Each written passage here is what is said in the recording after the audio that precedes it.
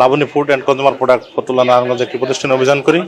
এখানে আমরা অভিযান করে দেখতে পাই বিএসটি লাইসেন্স ভেতরে এখানে artificial flavour drinks, edible gel, fruit drinks এবং বিস্কিট পণ্য উৎপাদন করছে।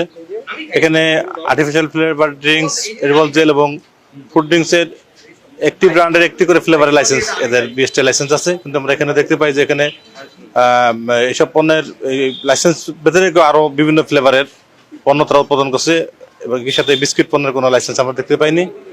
তো এবং এখানে আমরা অভিযান করা দেখতে পাই যে এখানে নোংরা পরিবেশে এরা এবং অনিয়ন্ত্রিত তাপমাত্রায় এখানে তারা পাল্প, কেমিক্যাল এবং অন্যান্য উপাদানগুলো এখানে তারা রেখেছে।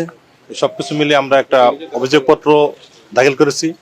বিজ্ঞ নির্বাহী ম্যাজিস্ট্রেট মহোদয় আমাদের অভিযোগপত্রটি আমলে নিয়ে বিএসটি আইন 2018 অনুযায়ী 1 লক্ষ টাকা জরিমানা প্রদান করেছে।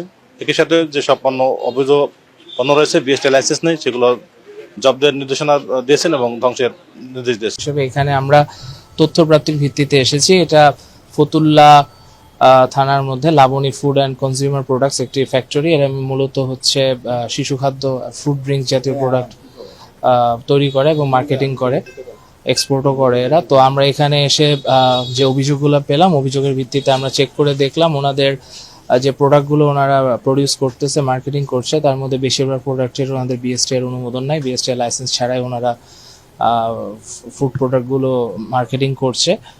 2টা প্রোডাক্টে আমরা বিএসটি এর লাইসেন্স পেয়েছি, তাও হচ্ছে আমাদের মেয়াদ একদম এই মাসের শেষ এবং ওনারা নবায়নের জন্য আপাতত এখন পর্যন্ত ওনারা নবায়নের আবেদন করেনি। আমরা আবেদন করার জন্য বলেছি এবং যে প্রোডাক্টগুলো আমরা লাইসেন্সবিহীন পেয়েছি এই প্রোডাক্টগুলো আমরা জব্দ করেছি।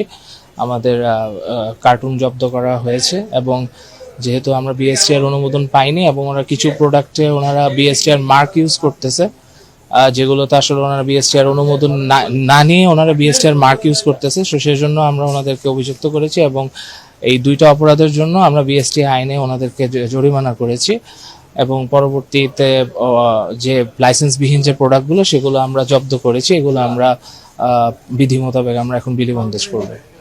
এখানে আমরা পরিবেশেরও কিছু ওরা হচ্ছে পরিবেশের অনুমোদন ছাড়া, পরিবেশ অধিদপ্তরের ছাড়পত্র ছাড়া কার্যক্রম করছে, সেটাও আমরা পরিবেশ অধিদপ্তরকে জানাবো এবং অলরেডি আমরা জানিয়েছি। এবং এখানে ওনাদের ভ্যাট ফাঁকি আছে কিনা সেটাও ওনাদের ভ্যাটের থেকে কর্মকর্তা আসছেন, উনি যাচাই করে দেখবেন।